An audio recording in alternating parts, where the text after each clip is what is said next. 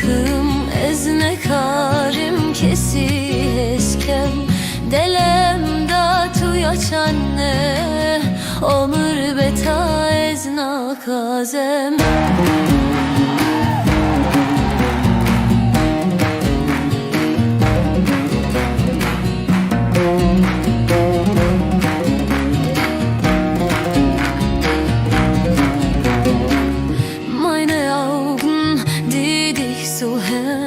Trennen aus Blutvergießen hörten die Berge mein Flehen. Sie würden knien und weinen, ohne dich lacht morgen nimmer. Herzensehnsucht zerbricht immer, schau nur vom Rand herüber.